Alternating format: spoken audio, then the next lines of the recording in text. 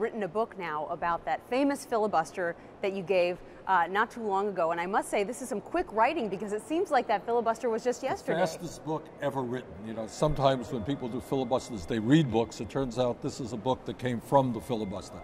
So basically all it is the speech that I gave.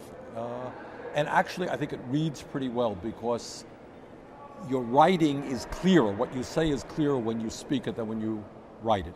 Mm-hmm. And in all due humility, I think it's a pretty good book.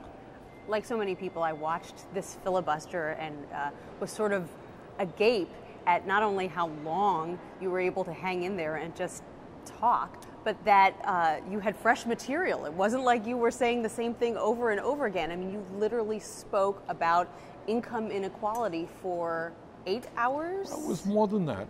But what it was, and I think the reason it generated as much interest as it did, is what I talked about is not often talked about on the floor of the Senate. And I think, you know, you go a long period of time before you hear people talking about the growing gap between the very, very rich and everybody else, or the collapse of the middle class, or what it means both morally and economically when you have so few who have so much and so many who have so little.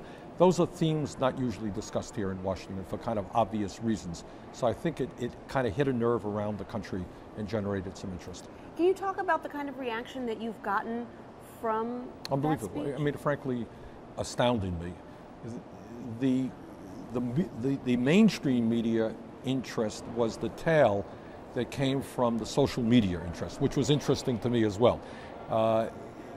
You know, wasn't the New York Times so interested in it as it was apparently millions of people who were twittering, people on Facebook, people on the internet.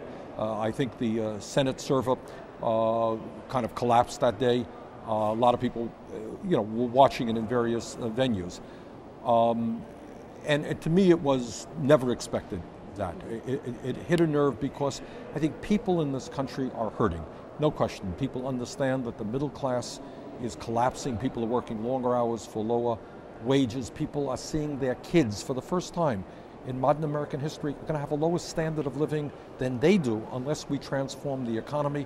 And all the while that's going on, people saying, you know, our friends on Wall Street who caused the recession, not only being bailed out, but now doing better than they ever did before, and none of these crooks are going to jail.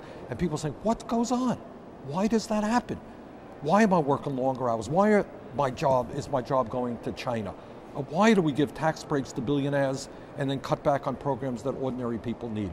So I think I raised a lot of questions that I think stimulated some interest.